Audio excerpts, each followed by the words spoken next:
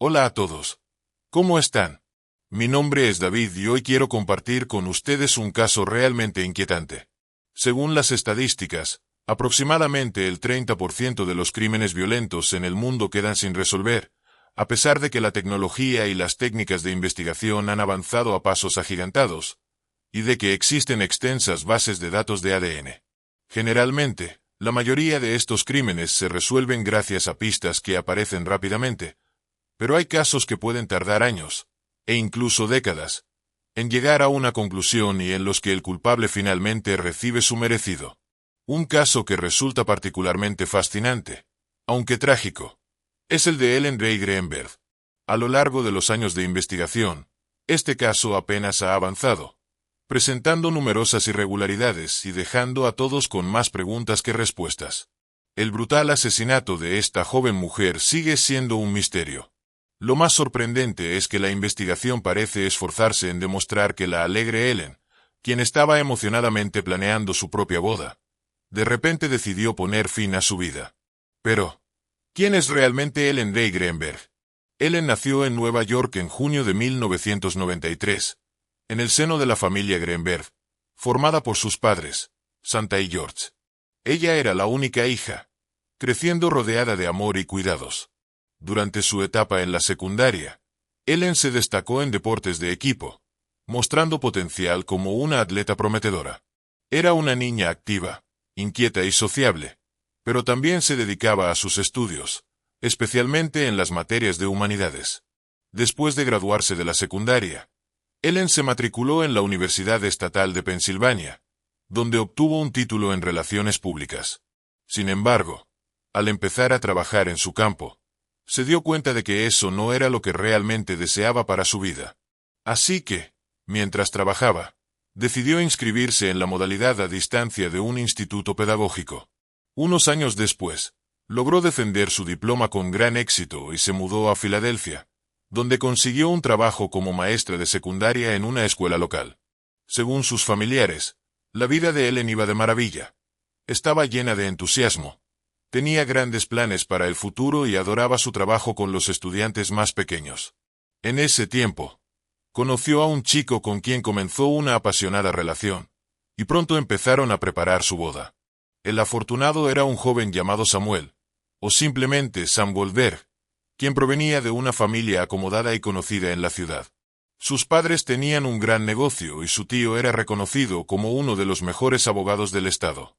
Sam y Ellen se conocieron en 2009 en una fiesta gracias a amigos en común, y desde el primer momento se sintieron atraídos el uno por el otro.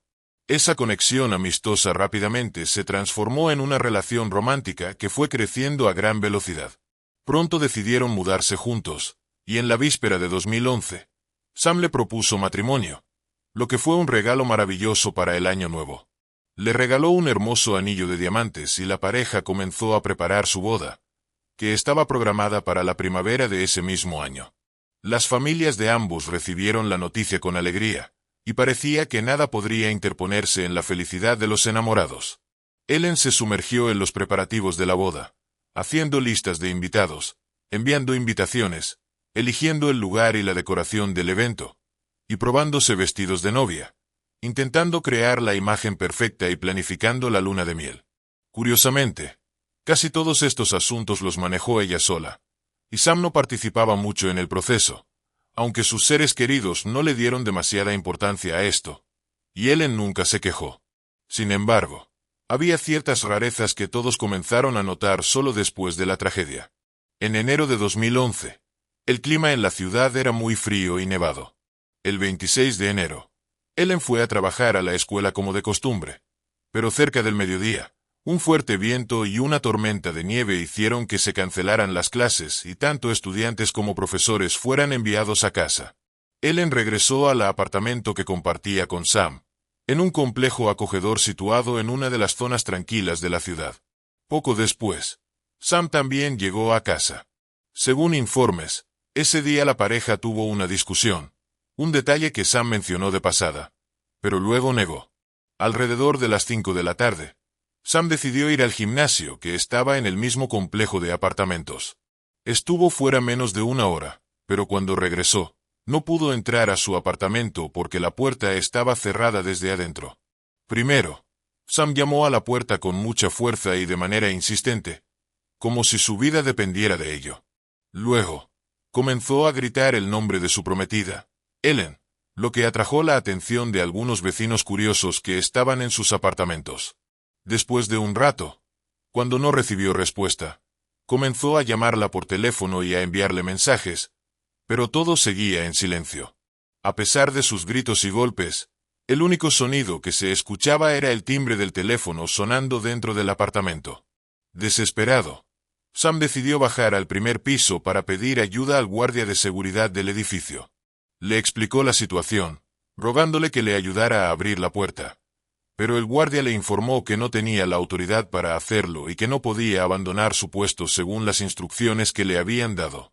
Sin otra opción, Sam regresó a su piso y decidió que debía actuar por su cuenta. Con toda su fuerza, se lanzó contra la puerta, y en su primer intento logró romper el pestillo. El interior estaba en un silencio inquietante. Ellen no respondió a sus llamados. Cuando finalmente entró en la cocina, se encontró con una escena horrible. Su prometida estaba sentada en el suelo, apoyada contra la puerta del gabinete. Su cuerpo estaba lleno de cortes producidos por un cuchillo y su ropa estaba manchada de sangre. Sin perder un segundo, Sam llamó a los servicios de emergencia, describiendo la situación con una voz temblorosa. Cuando le pidieron que verificara si Ellen tenía pulso, su reacción fue extraña. Preguntó varias veces si realmente era necesario hacer eso. Luego, un silencio inquietante se apoderó de la línea. De repente, Sam mencionó que había un cuchillo clavado en el pecho de Ellen, algo que supuestamente no había notado antes. También añadió que Ellen estaba claramente muerta. Cuando llegaron los policías al lugar, se mostraron sorprendidos y comentaron que nunca habían visto algo así en todos sus años de servicio. La puerta estaba efectivamente cerrada por dentro con un pestillo que Sam había derribado con su hombro, y no había signos de entrada forzada ni de la presencia de intrusos en el apartamento. Nada había sido robado. Todas las pertenencias de valor y el dinero seguían en su lugar, y no había evidencia de que alguien hubiera buscado o tocado algo. Pero lo más intrigante comenzó cuando examinaron el cuerpo de Ellen. No había señales de lucha o de intentos de defensa, como si todo hubiera ocurrido de forma repentina y la víctima no hubiera tenido tiempo de reaccionar. Su cuerpo presentaba alrededor de 2 docenas de heridas de cuchillo de diferentes profundidades, y el golpe final fue directo al corazón, que le costó la vida. Más adelante, hablaremos sobre la evidente negligencia con la que se examinó la escena del crimen y el cuerpo de la fallecida, ya que esta falta de atención permitió que mucha evidencia se pasara por alto y que un posible culpable continuara suelto. Pero aún más extraño fue el comportamiento de la policía, que antes incluso de realizar un examen médico, ya suponía que Ellen había tomado esta decisión por sí misma. Se mencionaron ataques de pánico, visitas a un psicólogo y medicamentos recetados, todo esto en favor de la versión de un suicidio. Ellen había comenzado a sufrir de trastorno de ansiedad y ataques de pánico, lo que había llevado a que buscara ayuda profesional.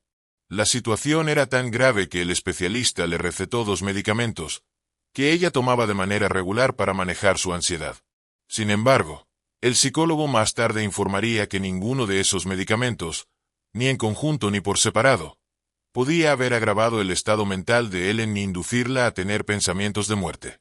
Además, el especialista también destacó que, a pesar de su ansiedad, la paciente nunca había manifestado tales pensamientos. Sus amigos y compañeros notaron que, después de que Ellen y Sam comenzaron a vivir juntos, su comportamiento cambió drásticamente. La joven se volvió más ansiosa y, casi por completo, dejó de tomar decisiones por sí misma. En cada situación, decía que necesitaba consultarlo con su prometido antes de dar una respuesta. Sus padres también notaron este cambio, pero cada vez que Ellen intentaba hablarles sobre su difícil estado emocional, siempre añadía que Sam no tenía nada que ver con ello. 3 semanas antes de la tragedia, Ellen le confesó a su madre que quería dejar la escuela, abandonar todo y regresar a casa con ellos. Su madre, sorprendida, le aseguró que siempre podría volver a casa y que la recibirían sin cuestionamientos. Sin embargo, Ellen nunca volvió a tocar ese tema. Posteriormente, Surgió la hipótesis de que, tras mudarse juntos, Sam podría haber comenzado a mostrar comportamientos violentos hacia Ellen, y ella se encontraba asustada, temerosa de contarle a alguien sobre su situación.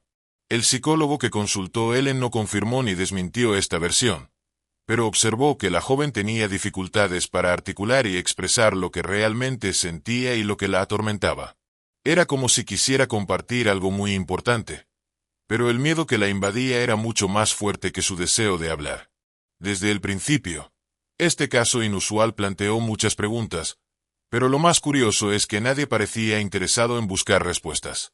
La negligencia con la que se llevó a cabo la investigación de la escena del crimen y del cuerpo es simplemente asombrosa.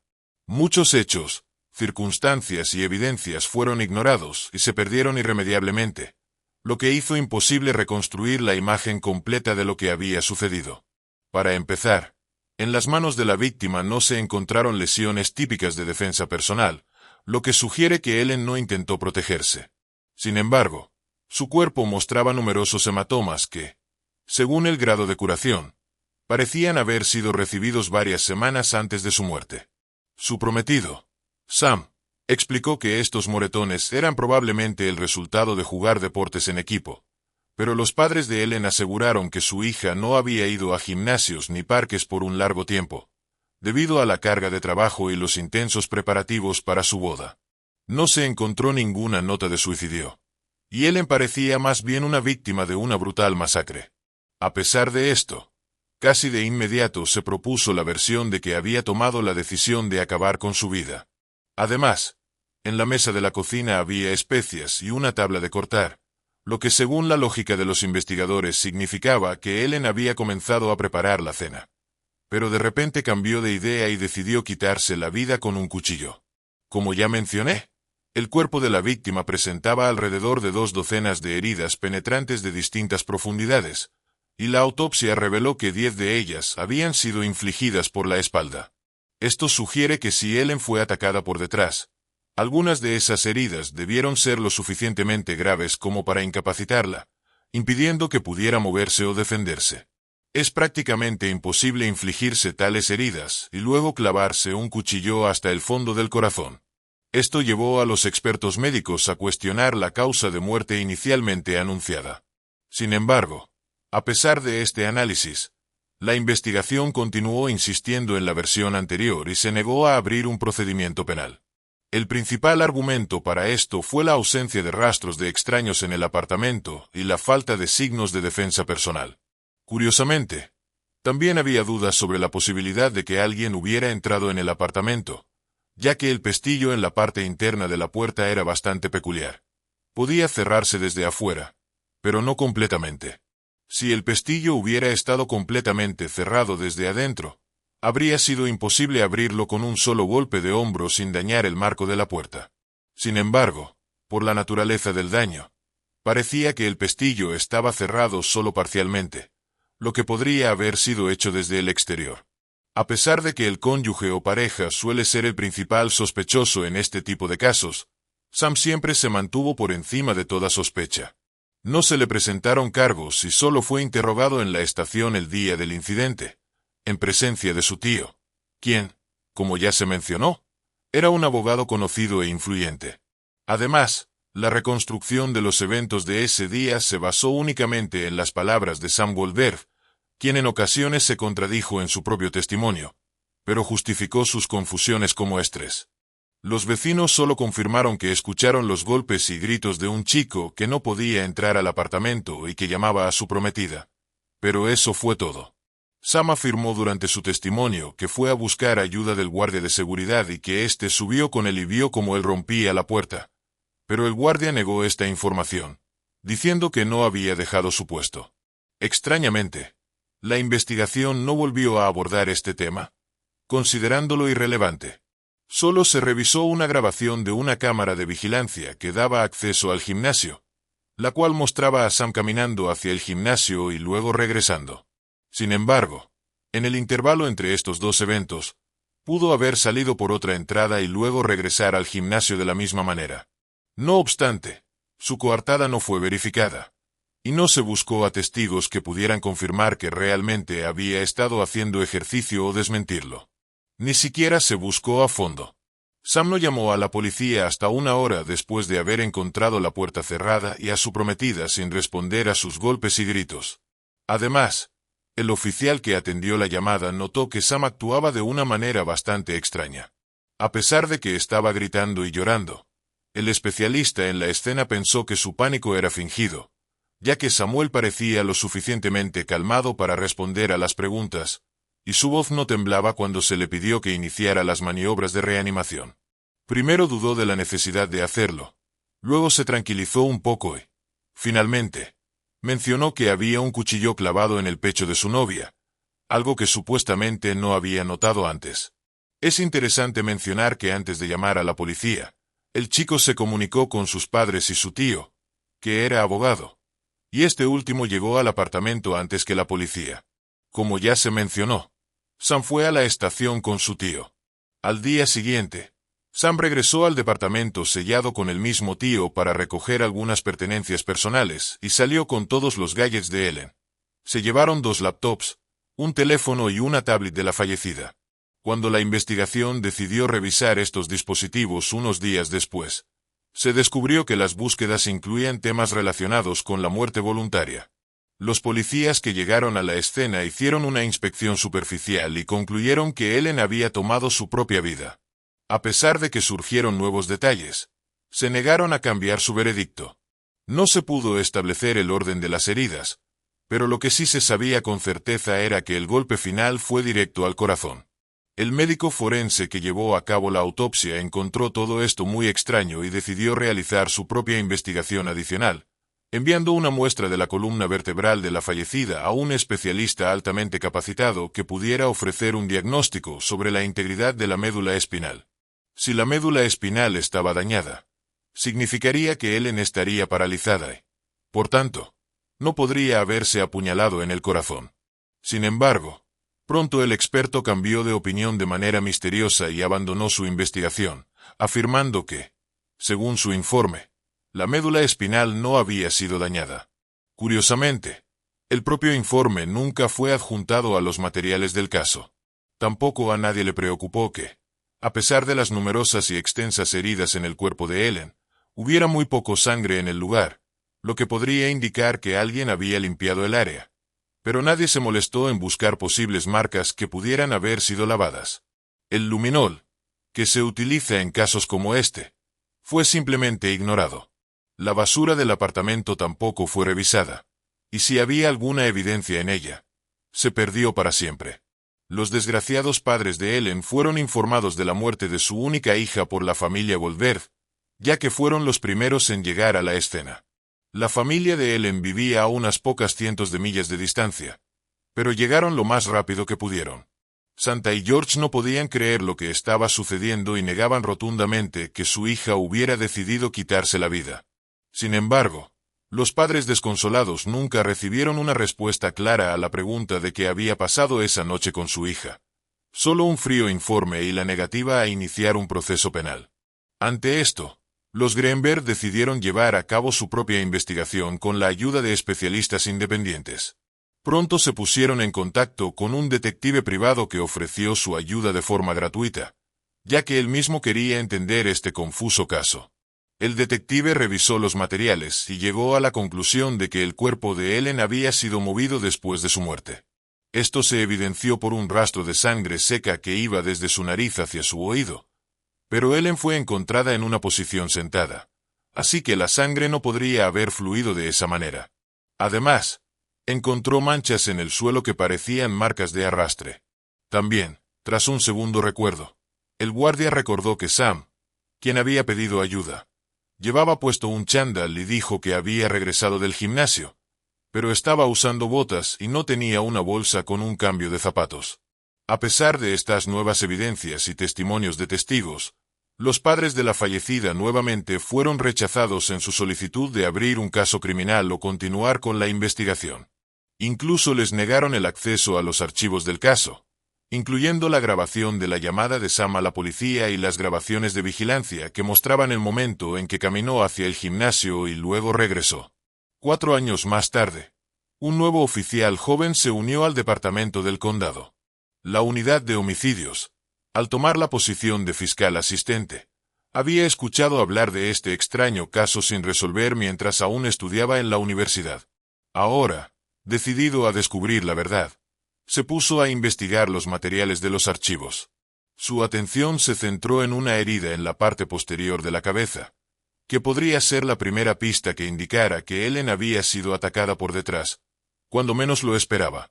También le llamó la atención que, aunque se mencionaba que no había lesiones en la médula espinal, no había ningún documento oficial que lo confirmara.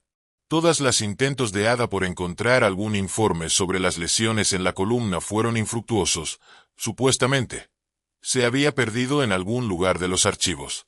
Así que decidió hacer una solicitud formal al Centro de Examen Médico Forense para obtener un duplicado del documento.